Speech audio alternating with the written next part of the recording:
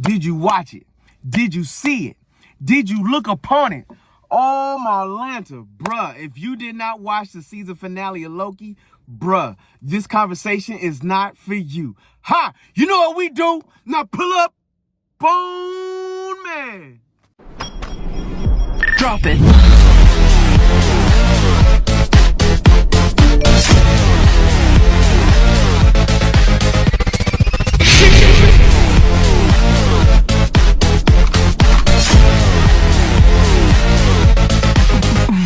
Man, oh man, before I begin this, before I get this popping off today, well, actually tomorrow, but I ain't gonna be in here tomorrow. So today, I want to give a salute to all my veterans, current military, retired military that is out there in this world. We appreciate you. Thank you. Happy Veterans Day to all my cats out there in this world. Being a Navy brat, son of a man that was in the Navy, I got mad love for you. Now it's time to do what I do and get up on this joint, bruh. Oh my gosh, oh my God. For all those people that's been out there hollering and yelling that Marvel is falling off, that Marvel is lost its way, that Marvel is going downhill, Marvel has just upped the game. I suggest you remember this name, son. Afro Tuck Nation, T3, Geek Town, be the first to tell you what's going down. Bruh, let me tell you right now. Son, that Loki season finale, episode 6, just got us set to go. If you already didn't know, now you know that Deadpool is based off of some of the things that goes down in here in Loki. Yes, that Deadpool and Wolverine movie that's going to drop, that's some time jumping right there. Homie, not only did Loki become the god of stories, not only did Loki become one of the most powerful celestial gods out there, not only did he just do his thing, he just made the Kane Wars look like it's really about to get ready to get popping off. With Secret Wars really get to popping off. He is just now, after over 12, 13 years, I don't even know how many years we've been doing Marvel now. After all this time and everything that's been going on, he has now just made this thing, his character, his person, one of the most important pieces in the Marvel Cinematic Universe. Now, does Captain Marvel have the Marvel movies have anything to do with this? No.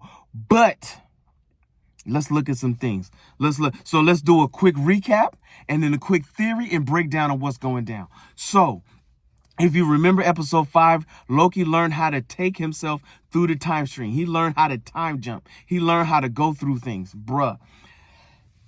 He jumped himself back to the moment in which things went bad. And then he kept jumping back again and jumping back again. And every time he fails, he go again. And he got to a point to where he would go further and further and further back in time. To the point he asked OB, how far in time would I have to go to know everything you know and then some about time continuing and stream and everything else? And he said decades and centuries. So Loki goes back and relives centuries of 500 years or plus time to come back to get to a point to where he learned and finally figured out that he was going to have to eventually kill Sylvie to stop everything, because he who remains is the only one that can fix this. Why?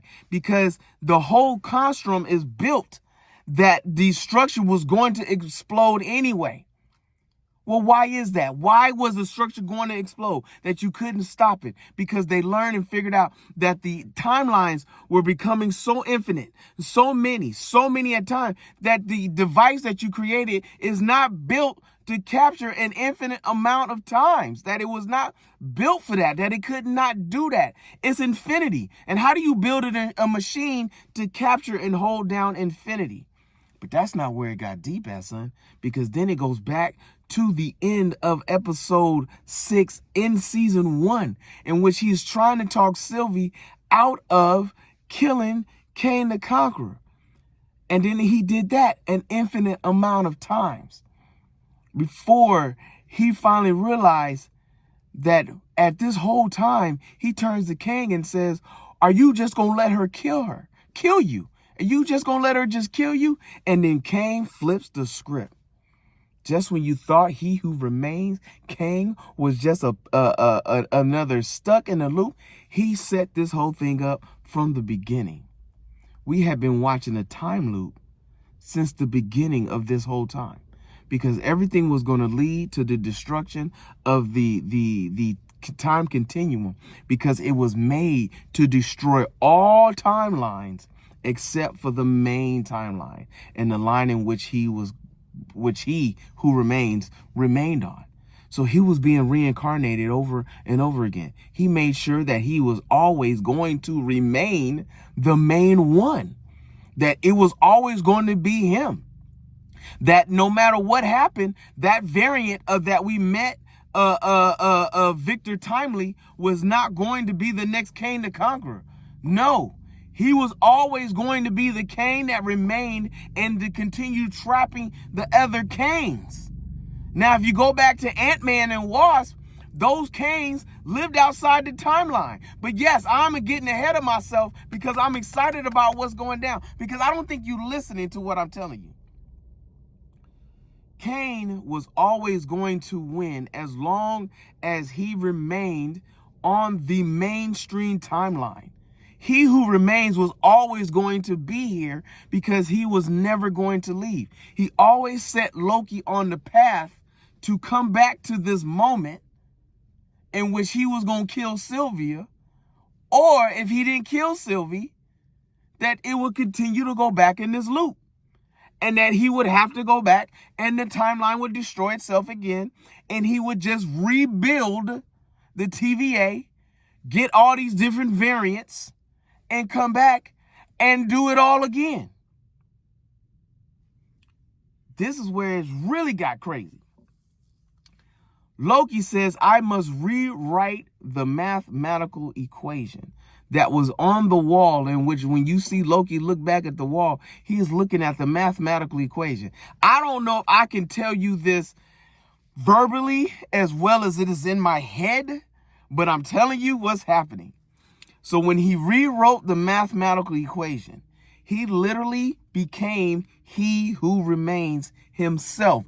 Loki became the mathematical equation and became the god of stories, in which he destroyed the timeline only to rewrite not only the mainstream timeline, but to have various timelines live through him and in him as a part of him, and in which you see the tree of life.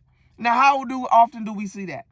Basically, what Marvel just told us is that the reason we have the tree of life and that we see this thing as it is now is because Loki has rewritten the timeline to the point to where he has even rewritten who he who remains is.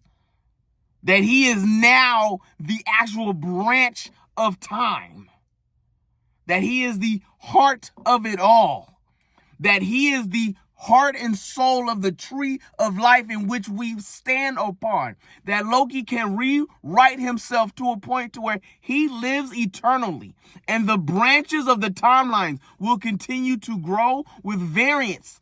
And those variants will have their own lives, their own stories, their own things to tell, their own things that's going to happen. He controls all of this. So why is this so important to what's going on with Deadpool and the Council of Kangs? One, because Deadpool now starts time jumping and messing with time, which means Loki is going to have to intervene into this. Why is this also important with the Council of Kangs? The Council of Kangs live outside of time like Loki.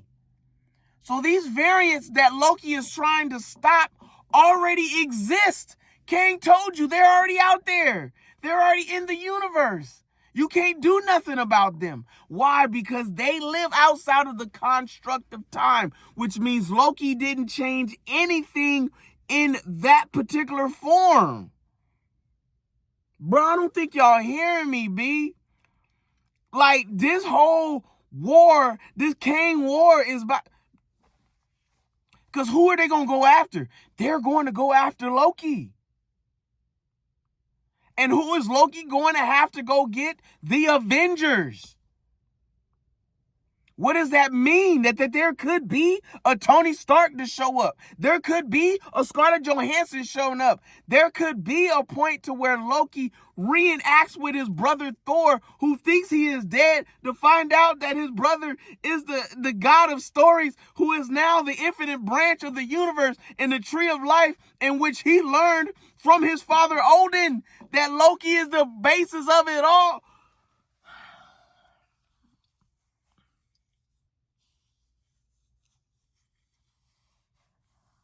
I don't think y'all paying attention to what they just did, son. They not only turned the Marvel Upside Universe upside down and inside out, bruh, they just literally punched it in the face and was like, say my name, punk. Bruh, y'all need to stop with this. The Marvel Universe is falling off. Homie, the Marvel Universe is a lot like the comic book universe. Like, we have just taken the pages and made it a reality. We have made it a real structure. How many times have the pages in the comic book been destroyed by an infinite God, only to be rewritten and to be retold? Heroes and villains don't die. They multiply, sucker. Bruh, I'm trying to... oh, my God. Y'all not paying attention to what's happening right now. Is there going to be a season 3 of Loki? There is no need for it, because at this point, they have told Loki's story, because now his story goes on to just infinite branches. If they do a season 3, that means that there is a threat that Loki literally has to step out of to come down and take care of, which is where I believe Kang and the wars are going to begin, which I now believe where this is all going peace. And how they tie all this in, oh my gosh, there are so many infinite ways that we can go. Kang is going to come after Loki. Yes, they are keeping if you look at the TVA, in which they're going to the war room to take care and watch the Kangs that are out there in this universe. But they don't know about the Kangs that live outside of the time continuum, that are already going down.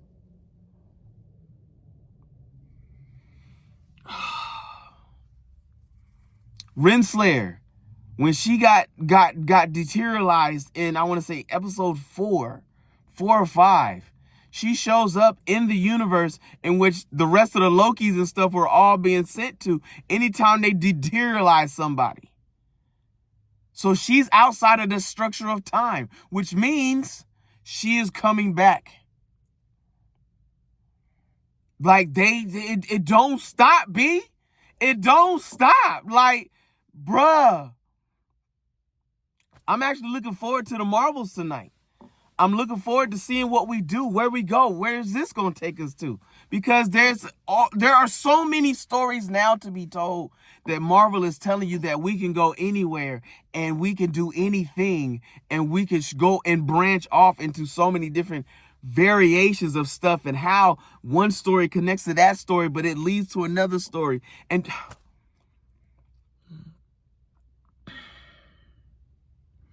I can't convey it enough. I mean, this is definitely going to take dialogue.